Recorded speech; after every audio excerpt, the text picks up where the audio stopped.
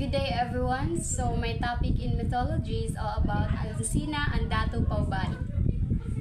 Here are the characters. So we have Alcina or Launcina. She is the goddess of the eastern sky, also called the unmarried one. Then we have Datu Paubari, a mortal ruler of Halawood, chosen by Alcina as her husband. And then we have Kaptan, king of gods. Then Makliom Satwan, the god of the plains. Then he's one of Alcina's spurned suitors who leads the council of gods to flood Halawood out of spite. Then we have Suklang Malayon, goddess and guardian of happy homes. So Alcina's sister who warns her and Datu Paubari about the gods' plan to destroy Halawood. Then we have the three heroic triplets. So the son of Alcina and Datu Paubari. We have the Baudunggon, the eldest son, a brave but ambitious demigod. Then second, Humadapnon. Then he is also a hero figure. Then the youngest son is Dumalapdap. He is equally brave. We also have Bungot Banwa, the priest who blessed Alcina's sons. Katong galing nang ipailailan ako. Then we have Anggoy Ginpitinan, Labaudunggon's first wife. Then we have Anggoy Durunoon, Labaudunggon's second wife. Then we have Malitong Yawa, Sinagmaling Diwata, the wife of Sarangnayan, whom Labaudunggon wanted to marry. So ikatulo ni, grabe magic kayo. So we also have Sarangnayan, the Lord of Darkness and husband of Malitong Yawa, Sinagmaling Diwata. So story time. Ay sa pag-thanks dira. So I've downloaded something from YouTube. So credits to the rightful owner of this video. Then this is the story. Hinilawod, ang epiko ng mga Bisaya. Ipinag-utos ni Kaptan, ang hari ng mga Diyos at Diyosa, na ang magandang diwatang si Alcina ay ikasal pagsapit niya sa edad ng pagdadalaga. Maraming makikisig na Diyos sa iba't ibang bahagi ng daigdig ang naghangad sa kanyang kamay. Subalit silang lahat ay nabiko dahil si Alcina ay umibig at nagpakasal sa isang mortal na si Datu Paubari, ang pinuno ng Halawood. Dahil dito'y nagalit ng mga manliligaw ni Alcina at nagkaisa silang gantihan ng bagong kasal.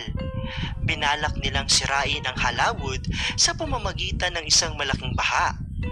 Mabuti na lamang at nalamin ni Suklang Malayon, kapatid ni Alcina, ang maitim na balak ng mga nabigong manliligaw. Kaya't ang magkabiyak ay nakatakas patungo sa isang mataas na lugar, kaya't sila'y nakaligtas sa baha. Bumalik lang sila nang napawi na ang baha. Tahimik silang naninirahan sa bukana ng ilog Halawood. Pagkalipas ng ilang buwan, ay nagsilang ng tatlong malulusog na sanggol na lalaki si Alcina. Labis-labis ang kaligayahan ng mag-asawa sa pagdating ng kanilang mumunting biyaya. Pinangalanan nilang Labaudungon, Humadapnon, at Dumalapdap ang tatlong sanggol. Ipinatawag nila agad si Bungot Banwa, ang iginagalang na pari ng kanilang lahi, upang isagawa ang ritual na magdudulot ng mabuting kalusugan sa tatlo. So so as we can see sa characters ganina, na itulo ka anak si Alcina og si Datu Paubari. So we will focus on the first son or the eldest son, which is nagsunog si Bungot Banwa ng talbos ng halamang we'll focus on the eldest son. So makita na nato niya alanghiran na sinamahan niya ng kamangyan at saka inialay sa isang altar. Pagkatapos ay binuksan niya ang bintana at at sa pagpasok ng malamig na hangin mula sa hilaga, ang tatlong sanggol ay biglang naging malakas at makikisig na binata. Ang pakikipagsapalaran ng panganay na si Labao So Dungon. we'll focus on the eldest son, which is Labao Dunggon. Sa tatlong magkakapatid, si Labao Dungon ang nagpakita ng interes sa magagandang babae. Nang marinig niyang may isang magandang babaeng nagngangalang Angoy Ginpidanan mula sa bayan ng Handog, ay nagpaalam agad siya sa ina upang hanapin ang dalaga. Pagkalipas ng ilang araw na paglalakbay sa mga kapatagan, kabundukan at mga lambak, ay narating din niya ang Handog. Kinausap niya ang ama ng dalaga upang hingin ng kamay ng anak. Sinabi ng ama na papayag lamang siyang makasal ang anak na si Angoy Ginpitanan kay Labao Dungon kung mapapatay niya ang halimaw na si Manalintad. Agad pinuntahan ni Labao Dungon ang halimaw at nakipaglaban siya rito. Napatay niya ang halimaw at ibinigay ang pinutol na buntot nito sa ama ni Angoy Ginpitanan bilang patunay ng kanyang tagumpay. Ikinatuwa ito ng ama kaya't pumayag siyang ipakasal ang anak kay Labao Dungon. Pagkatapos ng kasal ay naglakbay ang dalawa pagbalik sa tahanan ni Labao Dungon. Sa kanilang paglalakbay ay may nasalubong silang mga binata na nag-uusap-usap tungkol sa isang napakagandang dalagang nagngangalang Abyang Durunungon na nakatira sa Tarambang Burok. Narinig niya mula sa usapan ng mga binata na sila'y pupunta sa tirahan ng dalaga upang manligaw sa kanya. Naging interesado sa narinig si Labao Dungon, kaya Kuya Ono. So, bago pa kasal si Labao Dunggon sa iyang first wife, so nakadungog siya na po'y gwapa. So, hilig siya gwapa. So, iyan na pong adtuon. naman, pagkalipas lang ng ilang linggong pagsasama ay inihabilin niya ang bagong asawa sa inang si Alonsina at siya ay naglakbay na patungo sa Tarambang Burok upang suyuin si Abyang Durunungon. Nagtagumpay si Labao Dungon na mapaibig ang napakagandang si Abyang Durunungon. Subalit hindi pa roon nagtatapos ang kanyang paghahanap ng mapapangasawa sapagkat pagkalipas ng ilang panahon, nabalitaan na naman niyang may isa pang napakagandang babae. Sina Malitong Yawa Sinagmaling Diwata na asawa ni Buyong Saragnayan, ang Diyos ng Kadiliman. Sinabi ni Durungon ang kanyang balak sa dalawang asawa.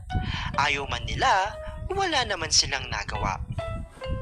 Sumakay si Labao Dungon sa isang inagtao itim na bangka at naglayag sa malalawak na karagatan patungong Gadlum. Naglakbay rin siya sa malalayong kaulapan at sa mga batuhan hanggang sa marating niya ang Tulugmatian, ang tahanan ni Buyong Saragnayan. Agad siyang hinarap ni Saragnayan at tinanong kung ano ang kanyang kailangan. Sinabi niyang gusto niyang mapangasawa si Nagmalitong Yawa Sinagmaling Diwata. Pinagtawanan ng Diyos ng Kadiliman si Labao Dungon at sinabing imposible.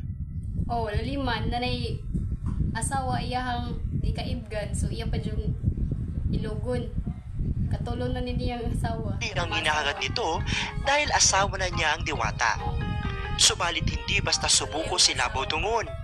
Hinamon siya sa isang labanan ni Saragnayan at sila'y naglaban sa loob ng maraming taon.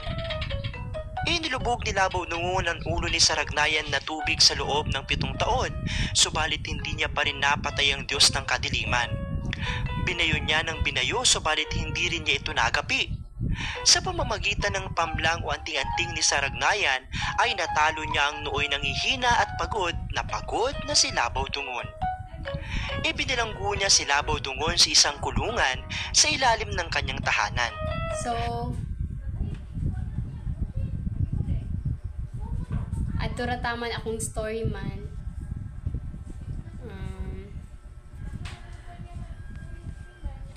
So, Labao Dungon's ambition led him to great challenges, but his third quest ended in defeat. So, teaching the dangers of pride and underestimating others is koan jud.